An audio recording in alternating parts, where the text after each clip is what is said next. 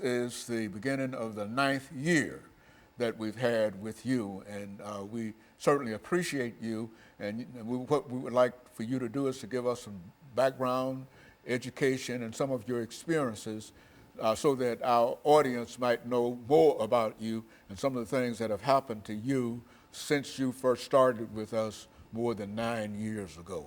Let's do it from that perspective. Well, Dr. Haney, I am in the 11th grade. I go to the Nashville School of Arts, where my specialty is music. I play trumpet and French horn and piano. I do jazz band, classical, and marching band with the Pearl Cone Marching Band in North Nashville. Growing up, I loved music, and I still do, but I also had a pull towards politics. I've always enjoyed learning why our government is set up the way that it is and why laws are established and the process that we go through to get said laws established. And I've always wanted to have a say-so in things, and so my dream is to be a political commentator. I do plan on going to college for it. I'm undecided as of right now, but that is my lifelong dream, and I believe that I will have a show of my own one day.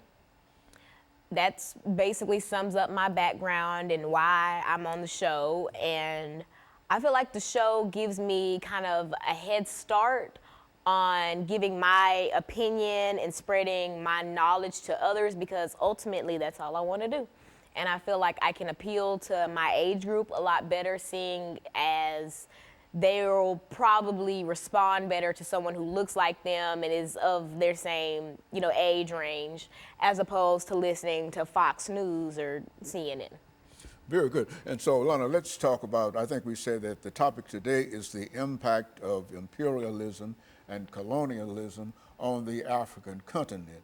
And during the last part of this segment, let's have you to give us some information in reference to the definition of imperialism, colonialism in the African continent, and why this should be important in terms of what we're talking about today. Well, imperialism and colonialism are often confused. Most people think that they're interchangeable, though they are not. Colonialism is a result of imperialism, and imperialism is when a larger, more powerful country takes control of a smaller country. For instance, imperialism could be described as Europe's influence on North America, or Europe's influence on Africa, which we'll be getting into in the next segment. Colonialism, when most people hear it, they think of Jamestown. They think of the early settlers here in the United States, but most people fail to realize that colonialism was a widespread thing, though it came in waves. There was the imperialism around the time of the early United States, and then new imperialism at the end of the 19th century, which is what we'll be focusing on today. And this is when Africa is divided during this period of new imperialism, I think, Yes. as it was called. This is when British, German, all these forces came in and changed the face of Africa forever. Very good. And so what we'll do, we'll take our first commercial break in the next minute or so. But what I want you to do during this second segment is to enlarge upon this whole idea of imperialism and colonialism, and speak specifically to the African continent, because I think that you've got a lot of information in reference to the relationship between these three ideas. And what I'd like for you to do is to demonstrate to me, because I was somewhat reluctant to talk about this as a topic with you this morning, but I think you've demonstrated that you've got some good information in reference to it, and that you're ready to prepare and prepared to deliver it. So when we take our first commercial break, we'll come back and we'll give you an opportunity to go full force into telling the audience of the impact of imperialism and colonialism on the African continent. And of course, we'll be back with our audience following this very, very short commercial break.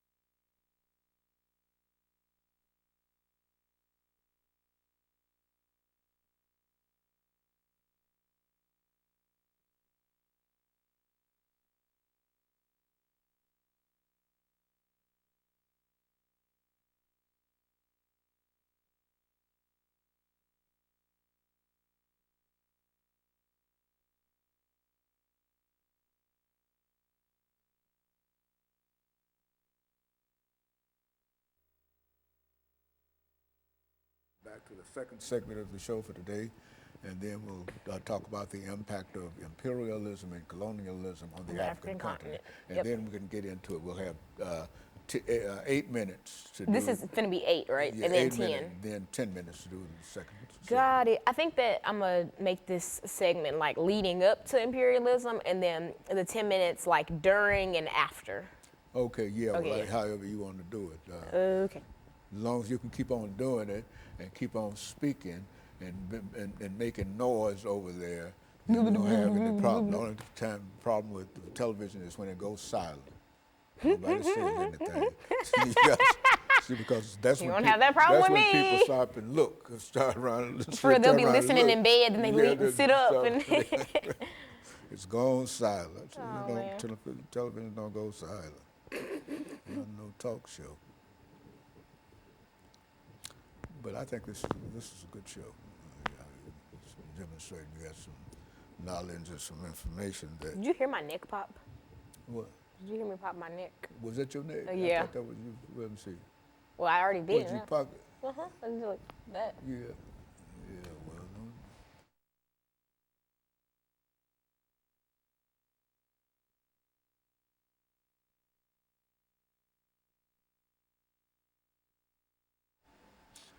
Thank you and welcome back to the second segment of the show for today. We're talking to Alana McLaughlin, and she's giving us some information in reference to the impact of imperialism and colonialism on the African continent.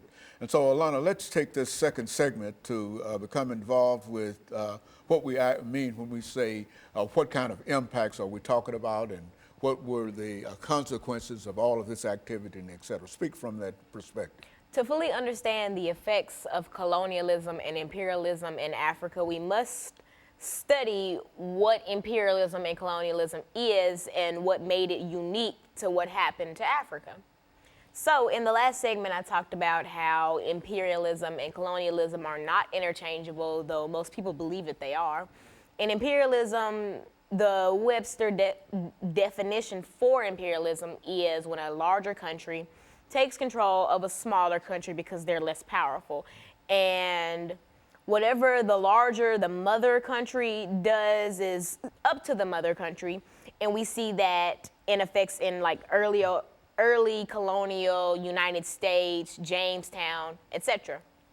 But what happened to Africa is much different than what happened in North America because the United States ended up becoming an empire. We see during this new imperialism period, the late 19th century to the early 20th, in the United States around this time, we were experiencing the Industrial Revolution. America was on a high. We were bringing in lots of money. There was new waves of immigration. Things were on the up and up for most Americans, but in Africa, things were totally different. The scramble for Africa is the term coined to describe how European countries were fighting and scrambling to carve out Africa and to make it into new colonies so that they could have power in Africa and so that Africa could feed their greed. Now, the scramble for Africa had 3 different categories that all made it come together. The first was economic. Now, like I mentioned, the Industrial Revolution was going on during this time period, and not just in America, but also in Europe. And because of this, European countries were constantly looking for countries where they could export raw materials, where they could have a profitable market, and a good, safe, and secure place to build companies and to mine, etc. And so they immediately thought Africa and Asia, but Africa obviously got a more negative effect of imperialism. Now, after they figured out that Africa would be just such an economic boost, the political factors came into it. Now, some of the big European powers like Britain, France, Germany, Italy, etc., all of these countries were fighting for power. They all wanted to be the next big country, the next this, the next that. And one of the easiest ways to be able to do that is to conquer and colonize these African then tribes and ethnic groups that weren't necessarily colonies or countries yet. Now, the last is social. Now, during the Industrial Revolution, things in Europe weren't always on the up and up like how I described they were in the United States. There was lots of social displacement from people in rural areas whose homes are now like mining towns or like factory towns. There was lots of unemployment and lots of homelessness. And so initially, even before these European powers discovered the political and all these other sides, all these other positives for colonizing Africa, the first thought that these European countries had was, oh, we're just going to send our surplus population to these settler colonies in Africa, and that'll help with the unemployment and the homelessness. And that was the initial thought. That was what was supposed to happen to Africa. But of course, we see in 2019 that that did not happen. Now, German Chancellor Otto von Bismarck, he kind of knew that since the scramble for Africa was so intense that there would be conflict. And so his way to combat this conflict was to have the Berlin Convention. Now, representatives from all the European countries who would eventually go on to colonize Africa were represented, but there were no representatives from the African continent. And that's going to prove detrimental very, very soon. But in this convention, in this conference, the Berlin Act was birthed, and that basically was a guideline of how to rule the Africans, how to tame them, what to do, how to work with the natives, et cetera, and et cetera. But of course, it was not very accurate because there was no one from Africa present at this. And the biggest thing that came out of the Berlin Convention was the fact that these European powers sat with a big map of Africa and carved out new countries in Africa. So that's how the modern day face of Africa, that's how that came to be. So now that Africa's carved out and now that they have a plan for Africa, they start to put it into action. These European powers are coming over, basically telling these tribes and these groups that, you know, you're under our jurisdiction now. And new imperialism and the Industrial Revolution, this came almost immediately after the end of slavery. And so now the Africans are worried. They're like, slavery just ended and now we're just being re-enslaved in our own homes. And that was the beginning of the horrible, horrible impact that imperialism had on Africa. And so in a real sense, the slave system, the slave trade, had decimated the African population, but as that population came back, there was a new wave, a new desire on the part of Europeans to do other things with Africa, to enslave Africans on their own continent. Because at the end of the slave trade, which was highly profitable, these European countries were looking almost immediately for a new way to bring in profit. And the Industrial Revolution came at a very, very great time, but there was a lack of workers and a lack of raw materials, both of which they decided they were going to get from Africa. Good, very good. And of course, Alana, what we'll do, we'll take our second commercial break, but I do want you to understand that I thought that the information that you gave in reference to that sort of highlighted it, and I'm pleased with the activity that you did in bringing that part of us together. But what I wanted to do with this final segment is to give you an opportunity to bring all of this information together and simply to talk about the impact that imperialism had upon the African continent. And I think that that'll be enough for us. And so we'll be back with our audience following this very, very short commercial break.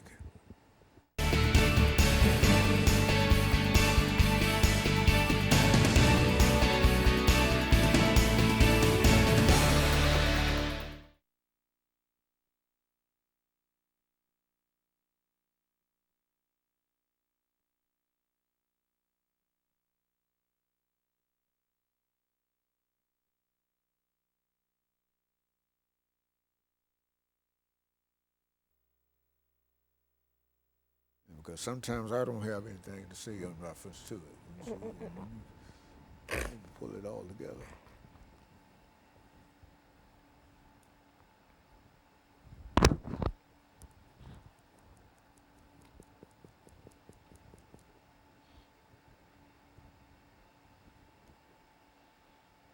Now, what the next show is for Walker? Walker? Is that Walker? What time do you think we'll be done? Around 2? Around 2:30 or somewhere within there. I gotta be at the church at 5, so we'll come home and then go back.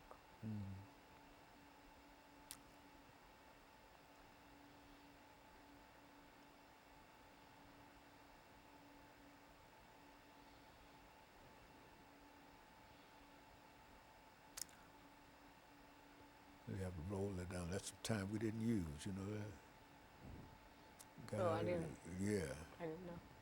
So you don't see it, but I can see it. Yeah, I don't. I'm just going with the Yeah. flow. Yeah, well, it's all right.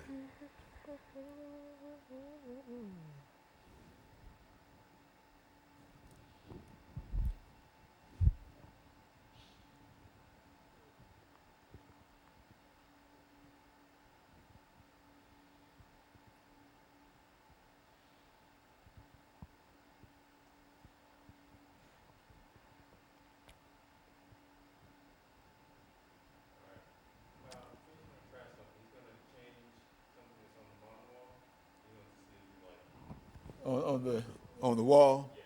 Okay. You like that more?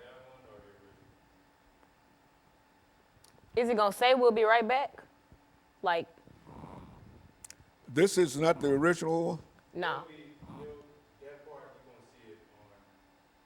Okay, so you know how we were having the problem that that big thing was kind of cut off? Well, he just put another one up there, and so now you can see the full comments with Dr. James Haney. So do you want to keep that? Yeah, let's keep that. Yeah, let's keep that. Okay, this is the last segment, 10 minutes.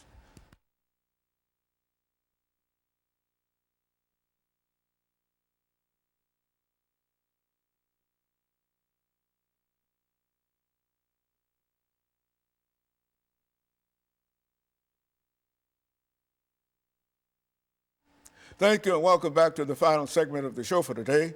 We're talking to Alana McLaughlin, and she's given us some information in reference to the impact of colonialism and imperialism, Lana, had upon the African continent. And I think you gave us some excellent information in terms of laying out the conflict that we have to deal with.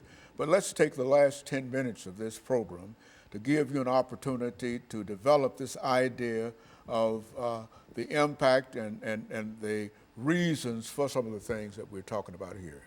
Now, one of the biggest effects of imperialism and colonialism on Africa was the loss of culture. There was this idea that the Europeans had that, oh, we're the smartest and the most able people in the world, and so everybody should try to be more like Europe. And so after carving out Africa at the Berlin Convention, these powers believed that they were going to take their Western ideals and Western culture and Western language and throw it onto Africa, which in turn stripped Africans of their native tongue and their native clothing and their way of life before they were disturbed. One of the darker effects of imperialism is ethnic conflict. Now, most people, they hear about different African countries that are in civil war or that are just in the dumps, and they hear about it and they believe, oh, Africa, they're just crazy and they're this and that and they need to be tamed. But most people fail to realize that there is a reason why these African countries are in the state that they're in. In 1994, the Rwandan genocide, the Tutsis and the Hutus. Most people don't know that back when Germany had control of Rwanda, a lot of times they had this system of racism and segregation between the Tutsis and the Hutus, and often the Germans would cater more to Tutsis, which really wedged the Tutsis and the Hutus apart. About 30, not even 30, a few years after the end of imperialism, though its effect has never really ended, a few years after the official end of imperialism, we see Formal imperialism. exactly we see and new imperialism. We see the Rwandan genocide, and most people think, oh, and I'm sure in 1994, the Americans and Europeans who were watching the genocide from the comfort of their homes were just like, oh, these Africans, they need to be tamed and they need somebody to come in and help. But they fail to realize that because of this systematic racism that the Germans put upon the Tutsis and the Hutus, it drove them apart. And so the Hutus finally gained control of Rwanda, and in 1994 killed 800,000 Tutsis in the span of 2 or 3 months, I believe. And a lot of people fail to realize where this type of stuff comes from. For instance, in the Congo, they're in civil war right now. A lot of people don't understand why they're in civil war or what's happening or why the M23 has control of the Congo, but it all stems back from imperialism. It stems back from pitting these countries against each other. It stems from ripping them out of their homes, forcing them to work, forcing them to find shelter in these gangs, in these groups, in these terrorist groups, forcing them to compete with Europeans for a way to live. We see in the Virunga State Park, which is home to the rare mountain gorillas in the Congo is currently under the control of the M23, and the state park is struggling to stay open while there are powers that are coming in that are trying to mine in the park, though mining is illegal in the park, and that are trying to take away the livelihood of these people. And it just makes me sick that so many outsiders don't realize that Africa as a whole, the continent, did not choose to be the way that it is. And it certainly did not choose to be portrayed the way that it is. And so I feel like it is my duty on the show to be able to bring a different insight into stuff like this, because I know that once I first learned about the Rwandan genocide, it scared me. I thought, how could people be so cruel to each other? Then I realized people aren't naturally just that cruel to each other. There's some type of outside, interference, and I realized that was Europe. That was people coming in and pitting these countries together. Oh, when I mentioned in the last segment that at the Berlin Convention there were no representatives from Africa there, when they were carving out what the countries, all these borders and whatnot, oftentimes they would separate ethnic groups and tribes that were allies, that had similar like farming techniques or agricultural techniques. They would split up these countries and then put them, or they would make a new country or like a new colony with ethnic groups that didn't really get along with each other, that had different ways of life. For instance, with the Tutsis and the Hutus, I want to say that the Hutus tended to be more cattle herders and the Tutsis were more workers. And so Germans would often favor the Tutsis because this was during the Industrial Revolution, and they would put those people in the industries, while the Hutus were people who should have been around more cattle herders and should have been around people who had a similar, way of life as them. And all of these little things caused the major problems. Ethnic conflict is still going on in Africa. There are some conflicts that are still going on from the period of new imperialism. Like I mentioned with Rwanda, a lot of the Hutus who were killing Tutsis in Rwanda fled to the Congo. And now we see that the Congo is in civil war.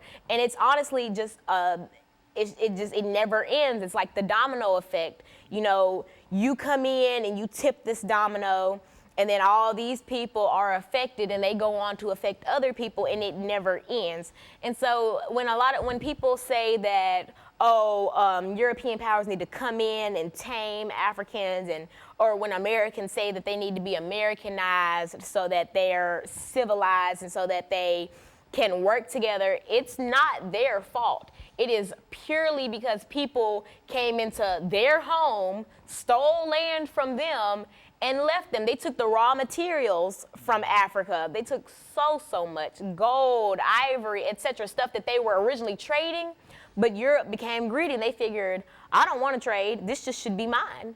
And so they came and they stole land, they stole culture, they stole resources, and they stole happiness. I mentioned in the last segment that new imperialism and the Industrial Revolution came pretty close after the end of the slave trade. These people were already being uprooted from their homes and shipped overseas to work for people who didn't care about them in the slightest. And now there's another form of slavery, but just from the comfort of their own homes. And that's not right. And I feel like a lot of countries, other continents failed Africa. We as Americans failed Africa because even in 1994 during the Rwandan genocide, it was televised. How did we allow that to go on for 2-3 months, allow 800,000 Tutsis to be slaughtered with clubs and machetes and be beheaded and kidnapped and recruited into all these militant groups? I feel like the country and our ignorance towards the problem honestly allowed a lot of this stuff to go on. And this is not the first instance of America letting something go on. And this is not the first instance of America turning a blind eye to colonialism. We see that with the natives. We took their land, started the reservation policy, and in reality uprooted them from their native lands, tried to Americanize them, and then just left them to